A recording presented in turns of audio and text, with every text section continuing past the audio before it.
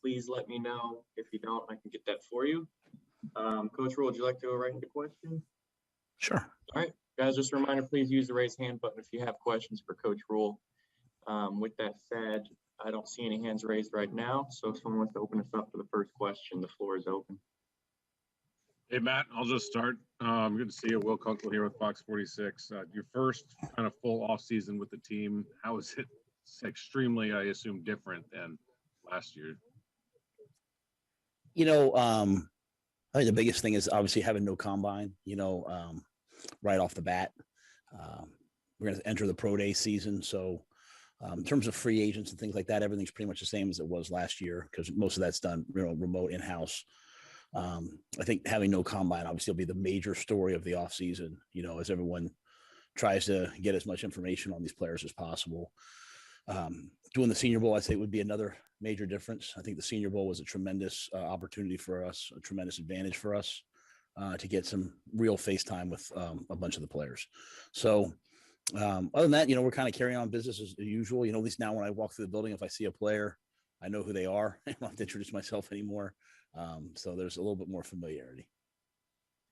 Let's go to David Newton for the next question. David, you need to unmute yourself. I got you there. Unmute. Can you hear me now, Matt? Yes, sir. Yeah, good to see you. Wanted to ask you, we hadn't talked to you since a lot of reports came out that you guys offered Teddy and some draft picks to Detroit for Matt Stafford, and there's some other rumors going around out there. Where do you stand with Teddy, and what have your conversations with him been like? I know he's unfollowed you guys on social media, so where are things there? Well, I'd just say this first. I'd say that, this is the time of year where there's lots of rumors and speculation, and not all of it's true. I'm out in the community. People say things to me, ask me questions. I heard this team called you. I heard, and not all of it's true. Some of it about it can be true, but sometimes it's not true. So, Teddy's a tremendous professional, and Teddy's a tremendous person, and so. I can't speak for him. I think he's controlling what he can control, and he's having a great off season. I'm sure. I can't wait to get him back here, and I think he's determined to play his best football next year. As far as where he stands with us, I mean, he's our quarterback, and nothing's changed since the end of the off season. It's really not much to add from where we started. At the end of the year, we're going to continue to try to improve the roster at every position through free agency, through the draft, and also through development. We expect players to, play better this year than they played last year. We expect coaches to coach better this year than they did last year. And that's at every position. So, Teddy's, like I said, he's a true professional. He didn't unfollow me, I think he's just at I wouldn't read too much into anything, I think, he's in a moment right now where he's just kind of controlling what he can control, focusing on himself, focusing on his family. And, I know when he gets back here, he'll be ready to go. Let's go to Josh Klein for the next question. Hey, Matt, good to see you. Obviously, you guys offered put the franchise tag on Taylor Moton this week. How important is the offensive line in terms of your goals for both free agency and then the draft? And do you and Scott have a specific strategy and how you plan to fill out the offensive line in terms of splitting that between free agency and the draft? Yeah, and I would just say the franchise tag, that's it, spending, $13.75 million. That's a major financial commitment by us in a year that's never happened before where the salary cap went down.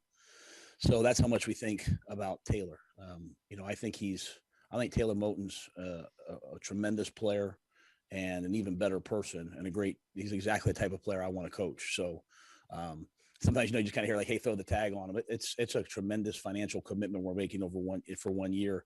And hopefully Scott will work with them. Hopefully we can get a deal done and we can keep him here for a long time. But I just want to make sure I don't understate our commitment to him, in terms of wanting him to be here. That being said, we have a couple guys that are, due to hit free agency. We need to address the offensive line. I think when we have gone back and watched the tape, our ability to run the football, our ability to close games out, and our ability to protect the quarterback has to be better this year. And so, we're going to address it in free agency. We've already addressed it with Taylor, and hopefully we can, get some, also address it in the draft. So it's a major point of emphasis for us, both depth wise and replacing anybody that leaves. All right, let's go to Josh Graham for the next question, followed by Joe Person. Josh, I think your microphone's not working. Yeah, I'm sorry. Can't hear you. Joe, we'll go to you. Hey, Matt, good to see you.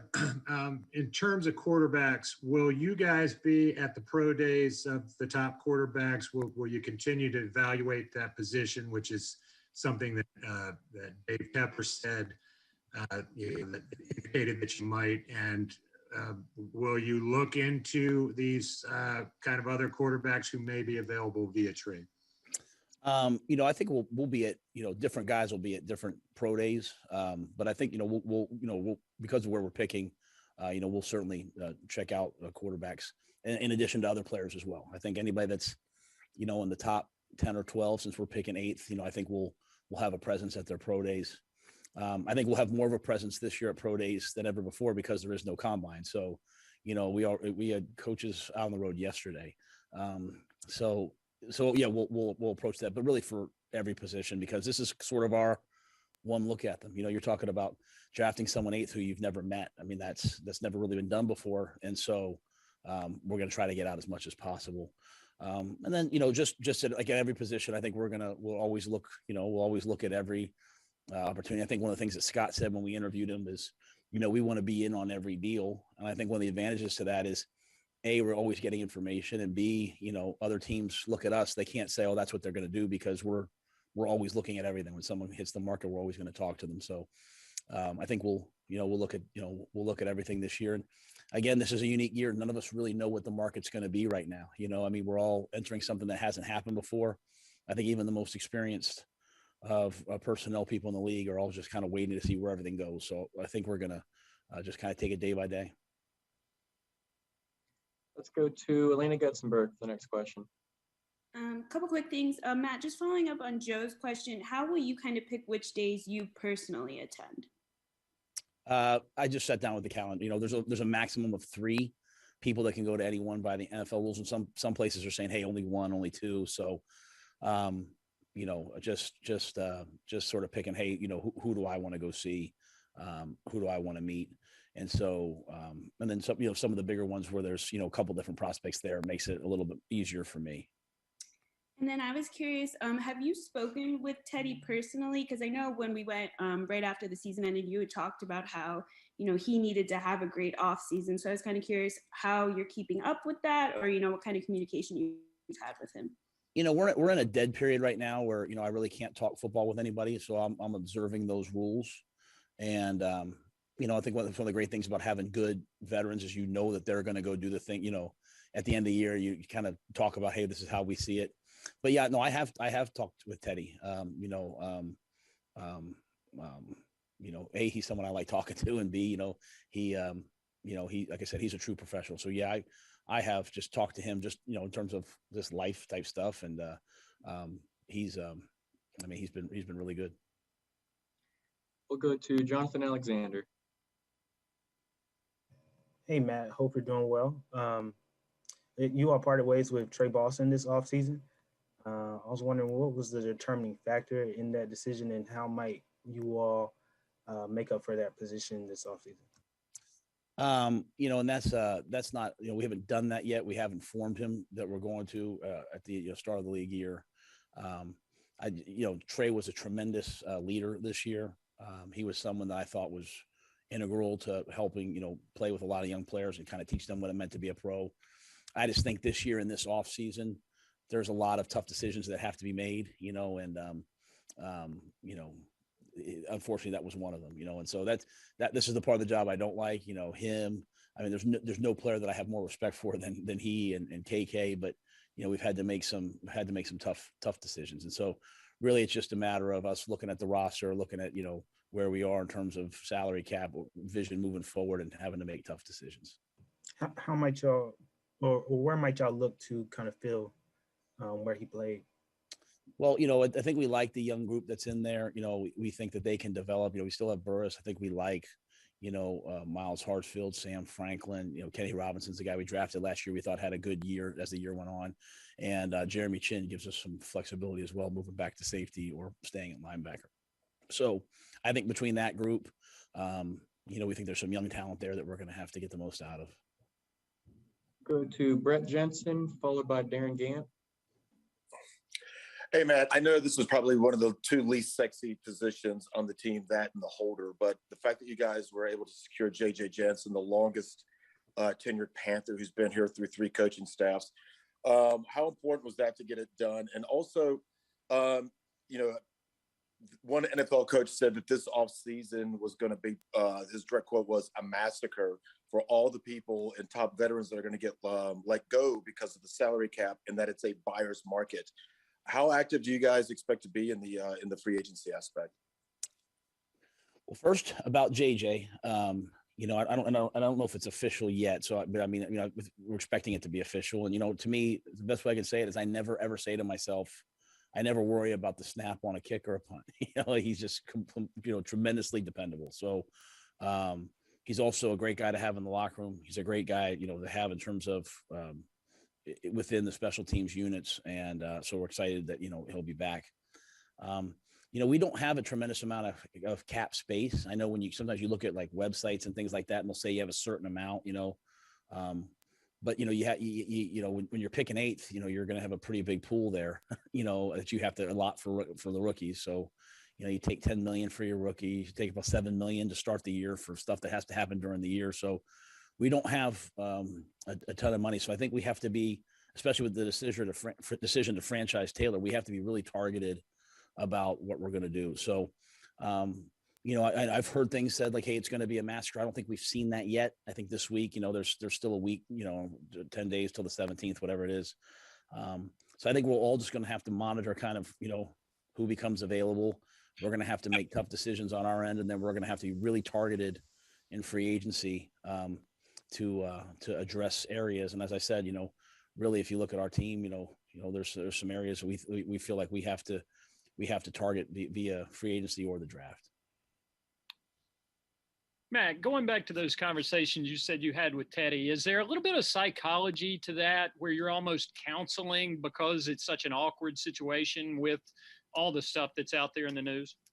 No, I'm not, it's just honesty. And I mean, Teddy's a professional football player. He knows the business just like all of our guys are. I mean, I think everyone understands the business and the business aspect of it. I want to coach. I don't want to be involved too much in the business aspect of it.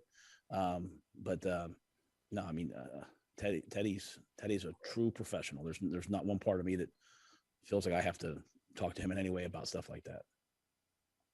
All right, let's go to Steve Reed, followed by Steve in Toronto. Hey, Matt, two-part question. First of all, how much does the reduction in the salary cap, does it change your strategy this offseason? I know you guys have been obviously preparing for a reduction in the cap, and secondly, do you feel like there is any chance at all that you guys would be able to get Curtis Samuel re-signed given the salary cap restraint? We've been preparing for this, but I think, even going back to last offseason, decisions you've made like the last 2 off seasons, as you set some of these contracts, I think everyone across the league did it thinking the salary cap would be 210 this year, 205, 210, something like that. So reduction from last year, but it's also a reduction for how you were planning. So, again, that's what's making people make really tough decisions. But we have known for a while, so we've had to plan accordingly. And then with regards to Curtis, I think we'll have to see how that plays out. I mean, he's a tremendous player, and he's another guy. I think if you were to go back and listen to all the things I've said about him, I love Curtis, so I'd love to have him here. We'll see how it plays out. Coach, compared to some of your other skill positions, you guys didn't get a lot statistically out of the tight end position in 2020. Can you update where you guys stand with your current players in Ian Thomas, Chris Manhurst, and Colin Thompson? and whether or not tight end is going to be a priority for you with free agency and the draft in April? Chris, one thing I will say, we got a lot of production out of Chris, maybe not statistically, but we feel like he's one of the best blocking tight ends in the National Football League. We feel like his ability to block one-on-one in the run game and play action passing game allowed other people to have a lot of success. And so that's who he is. And he fills a tremendous role. Now he's a free agent. So we'll see how things go with Chris. Ian, he's under a contract. I think Ian got better and better and better as the year goes on. I think, if we're able to have an off season, I think he will have tremendous growth heading into next year. I think Colin Thompson gave us a lot of versatility. Last year was able to kind of be a glue guy that did all the jobs, just really could fill in a lot of different roles for us. Yes, it's a position I think that we will look at in free agency and in the draft, especially with Chris being uncertain of what's going on with him. You go study the top tight ends, the top receiving tight ends in the National Football League, and guys who get taken in the first round, some of them work out, some don't. Some of the best tight ends are third round guys, fifth round guys. So it's something that you have to hit. You just have to find the right guy that fits you. So we like the group that we have, but we will obviously continue to look at them. Go to Vincent Richardson, followed by Josh Klein. Hey, Matt. With the release of Stephen Weatherly and KK, as well as FA still being unsigned at this point, you have quite a lot of flexibility in terms of what you can do with the defensive line. Is there, obviously, I understand that you continue want to be versatile and multiple. Is there any expectation that you'll do anything vastly different in terms of 3-4 versus 4-3 compared to what you did last year? I mean, last year, if you go back and look at it, I think we were 4 down to 3 down.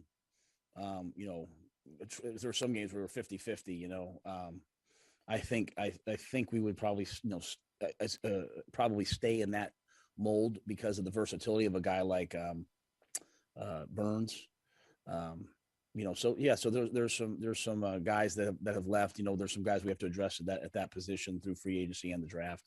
But I think we have some real building blocks in terms of a total scheme change. No, I think we'll continue to use Burns the way we did. We'll continue to use Derek Brown the way we did, and just look to supplement those guys.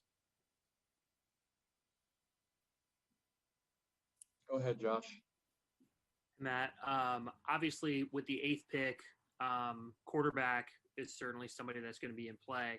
With Teddy already being on the roster, having a pretty big cap hit in general from a salary perspective, how would you picture, if in a hypothetical you guys did go with quarterback early, how would you picture Teddy handling that and then interacting with a young quarterback? I think he actually talked about a little bit at the end of last season, how he would do in that situation. Yeah, it's hard for me to do hypotheticals. I try not to. I just try to deal with what's there. Again, I have, no matter what we to throw at Teddy, there's not a better guy on this team than Teddy Bridgewater. So I think I have no concerns about anything character-wise with him at all, at one bit, with anything that happens. Like I said, to me, he's a guy that wants to play his best football next year, and he's training to do so. I think no matter what, there's, he won the award this year for, was it a sportsmanship award or the root? That's how people think of him. And so there's not a better person in the locker room. There's not a better person to have on the team. I think most of the guys would say that. So, there's no concern there. No matter what's thrown at Teddy Bridgewater, he's going to take it on, just like he took on his knee injury. He's a quality person.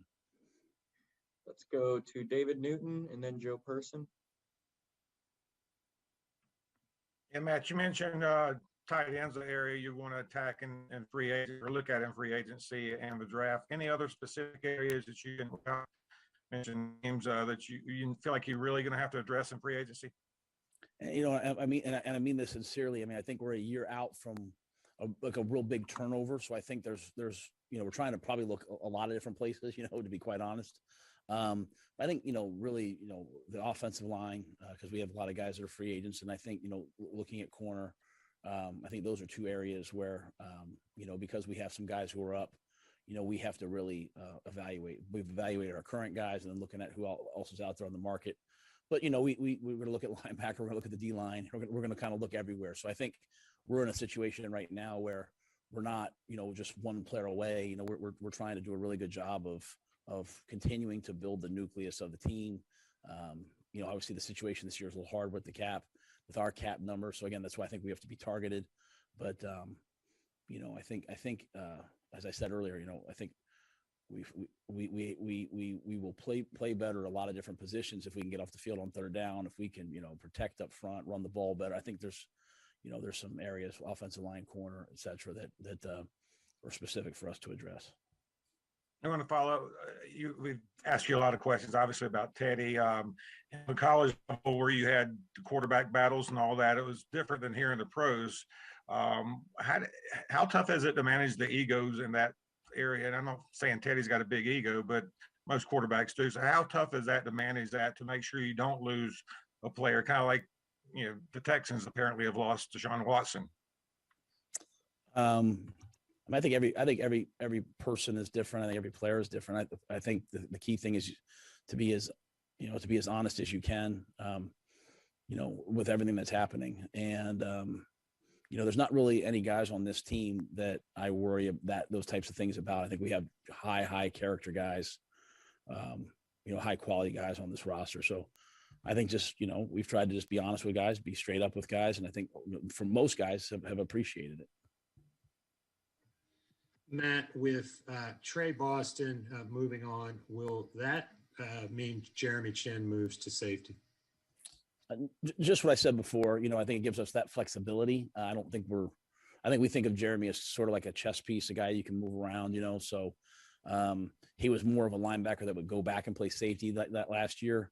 I think as we get through this offseason, we'll decide, is he a safety that can move up, or is he a linebacker that can move back, But he is someone that he's the type of player we think, hey, you want to build around. So we'll see what happens to us in free agency in the draft, and then just kind of put him in the right position once April comes around. And then you mentioned the cap restraints. Relatively, though, or looking across the league, you guys are in pretty good shape. Given that there'll be a lot of tough decisions across the league, do you think that you guys could end up, I don't want to say like bargain basement guys, but be in play for some guys that in a normal year you might not? I don't know. I think we're just kind of looking at ourselves as opposed to, as opposed to everyone else. I mean, we've had some guys have helped us out. We've had a couple, Christian and Shaq, just restructured their contracts to give us a little more flexibility. We don't have a ton of money, but we have, some that at least, that we're able to go out and look at the right positions. But again, I think we're of the belief that you build through the draft, and we want to just, supplement in free agency. And so, we're going to need some veteran guys at some positions to come in and, provide experience. So we're just, working through that process right now. So hopefully we can make some really good decisions. And then hopefully as we move forward, the cap will go up, and, we can sort of plan for where we're headed. Guys, got time for 3 more. So let's go to Bridget Condon, followed by Jonathan Alexander, and finish with Elena Getzenberg. Hey, Coach, I just wanted to see if you had spoken with Christian this offseason and what those conversations have been like. Obviously, his name was thrown around, in some of these potential trades with high-profile players. That there wasn't a lot that, was factual in those. But do you have any fear that he would not return to his old form? And is that something you would consider possibly, trading him in potential for one of these high-profile quarterbacks? Christian's our, he's our tailback, and he's our, he's one of the fundamental pieces of this team. He's a guy that we're building around and we're committed to. So I expect him, after last year, I expect him to have a great year this year. That's how I feel about him in terms of talking with him. Again, observing the rules and all that, but I've seen him in the building. Talk to him just about life. He's been really upbeat and excited about this off season. So, nothing beyond that. I think, he knows, and I know that this is a time of year for rumors, right? For things to be said. When you're a great player, people are going to talk about you, Other teams are going to wish they had you, but he's a Panther, and we're lucky to have him. Matt, you just kind of broke news a few minutes ago about the Christian and Shaq Thompson. I know. Can you say how much y'all saved and I'm sorry. Yeah, and when did that happen as well? Was that today? I think that was I think maybe Christian was like yesterday, and then Shaq was today. So I'll let Scott get in. I think you guys are talking to Scott later. Let Scott handle if he's going to talk about numbers or anything. I'll kind of keep myself away from that stuff. But both those guys, they did it in a way that allowed us to free up some money. So it'd be good for us. We're grateful for that. Go ahead, Elena. Thanks, Preston. Matt, I was curious, now that you've had a couple months working with Scott, just how that's going so far, and have there been any hurdles to get over, just how it's been going so far? I think it's been great. The whole goal for me was always to have somebody here that was, just a football guy, not an ego guy, but a football guy. Scott's definitely a football guy. So, he brings a lot of knowledge of players in the league. I would say that we have a very involved, hardworking coaching staff when it comes to personnel. And I think our scouting department has done a great job, at least pro free agency. I think Pat Stewart, Matt Allen, Rob Hanrahan, Luke Kuechly, those guys have done a great job of bringing lists forward to us of free agents. I think our coaches have done a great job. So I think we're working really well together. And, so I think it's going really well with Scott. I think, obviously bringing Steve Drummond over to the football side was a game changer for us. And so I really like what's being set up. I was curious, just like in relation to that, when you think back about like a year ago when you were working with Marty, how much has kind of your role, like, are you doing more? Are you more involved in stuff than you were last year, or is it about the same? The same. As you know, I had a great relationship with Marty.